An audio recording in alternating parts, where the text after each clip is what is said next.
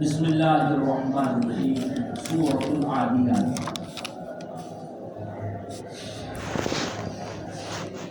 اس سورت میں بھی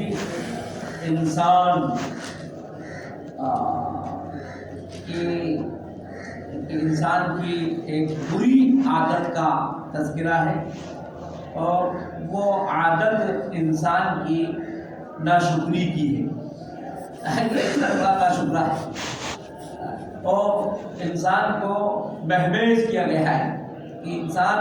اللہ کی نعمتوں کا اس کے اوپر فیضان ہے، اور کس طرح سے فیضان ہے،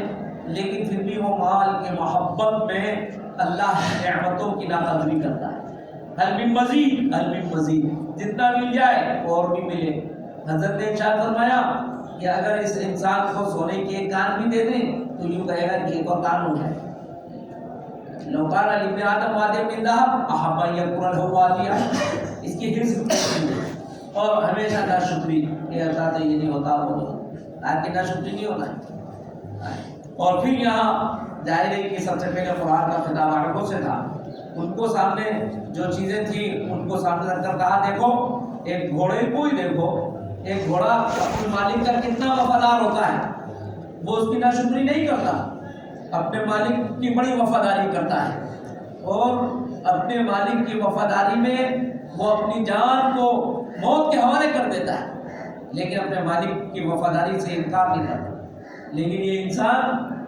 اللہ کی نعمتیں خوب استعمال کرتا ہے اور فوراً اس کی ناشکری کر دیتا ہے۔ گھوڑے کے ساتھ کیا کرتا ہے انسان، اس کا مالک کیا کرتا ہے، اس کا مالک اس کو صرف گھاس کے یہ کہیے چند گٹھر اس کے سامنے لا کے ڈال دیتا ہے، وہ اس کو چر لیتا ہے، یا چرنے کے لیے اس کو کسی جگہ پر چھوڑ دیتا ہے، تھوڑا بہت اس کو دانہ ڈال دیتا ہے، لیکن وہ اپنے مالک کی ایسی اطاعت کرتا ہے۔ گھوڑے کی اطاعت و فرما برداری کو ایسے نہیں کیا کہ دیکھو کیسی وہ اطاعت و فرما برداری کرتا ہے، اور ایک تم ہو کہ تم اطاعت و فرما برداری کا ایک سجدہ تم سے جان کا نذرانہ نہیں مانگا جاتا، لیکن تم ایک سجدہ بھی کرنے کے لیے تیار نہیں ہو، کتنا نہ چھوٹ رہا ہے اپنے رب کا۔ اس طرح سے اس کو اندر سے محمیز کیا گیا ہے، اس کو غیرت دلائی گئی ہے کہ اس کو اپنے رب کی شکر گزاری کرنا چاہیے، ورنہ پھر قیامت میں اللہ کے سامنے جب وہ پیش کیا جائے گا، اور جو کچھ اس کے دل کے اندر سینے میں جو کچھ ہے وہ سب اللہ کے نکال کے پیش کر دیا جائے گا، اس کا حساب ہوگا، اور پھر اس کو پشیمانی ہوگی اور اس کا پھر کوئی حل نہیں ہوگا۔ اس طور پر انسان کو آخرت کی تذکیر کی گئی ہے۔ والعادیات ضبحا، عادیات عدوان کے معنی ہیں دوڑنے کے معنی، عادیات دوڑنے والے، تو دوڑنے والے گھوڑوں کی قسم، اور ضبحا، ضبحا کا مطلب آتا ہے ہانپتے ہوئے، تو ظاہر ہے گھوڑے جب دوڑتے ہیں تو گھوڑوں کا دوڑنا اور ان کے وہ ہانپنا اور ہانپنے کی ان کی آوازیں وہ اپنی جگہ پر ایک عجیب پس منظر رکھتی ہیں جو دوسری مخلوق کے اندر نہیں۔ والعادیات ضبحا، ہانپتے ہوئے اور دوڑتے ہوئے گھوڑوں کی قسم،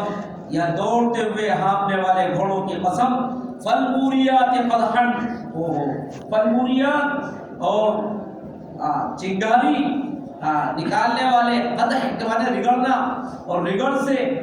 چنگاری جھاڑنے والے نکالنے والے گھوڑوں کی قسم۔ جب گھوڑے دوڑتے ہیں اور پتھریلی زمین کے اوپر دوڑتے ہیں تو ان کی ٹانپوں کی رگڑ سے چنگاریاں نکلتی ہیں، آخر کون گھوڑوں کی قسم۔ اور عرب اس پس منظر کو خوب سمجھتے تھے، وہاں کے ریگستانی اور پہاڑی علاقے، اور ان کے اندر گھوڑوں کا دوڑنا، اور پھر ان گھوڑوں کے دوڑنے سے چنگاریوں کا نکلنا ان کو بہت خوب معلوم تھا۔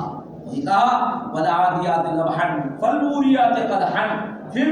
رگڑ سے چنگاریاں نکالنے والے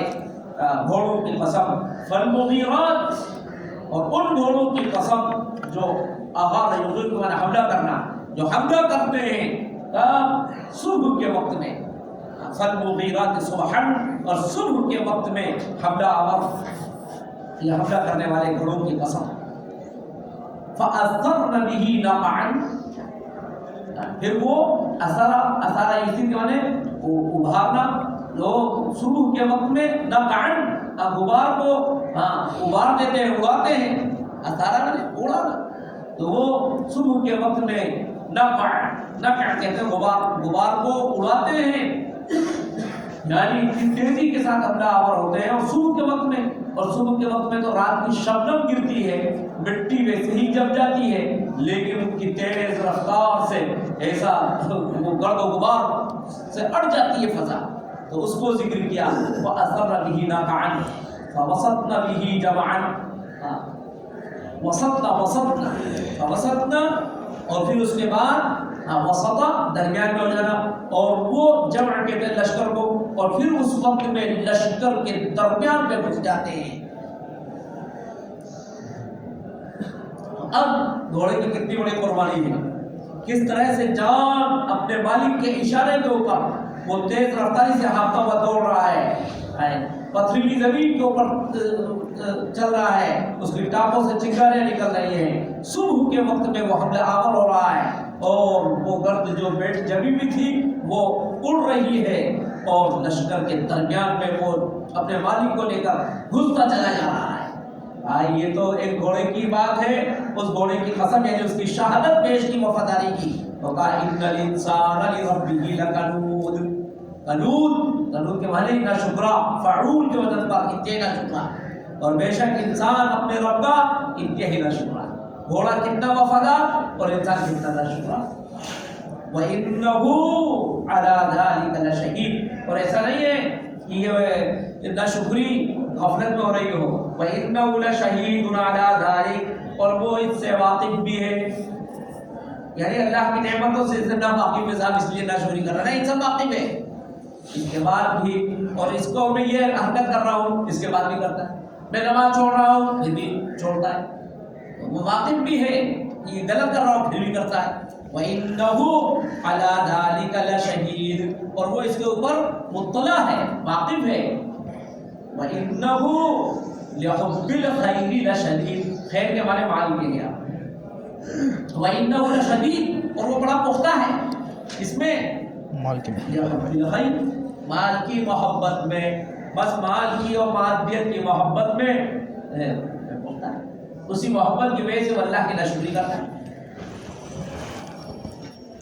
افلا یعلم، تو کیا وہ نہیں جانتا، اذا بعثر ما فی القبور، کہ جو کچھ قبروں میں ہے اس کو نکال دیا جائے گا، جو قبروں میں ہے اٹھا کے اس کو کھڑا کیا جائے گا، اس کو نہیں جانتا۔ وحصل ما فی الصدور، اور جو کچھ دلوں میں ہے اس کو آشکارا کر دیا جائے گا،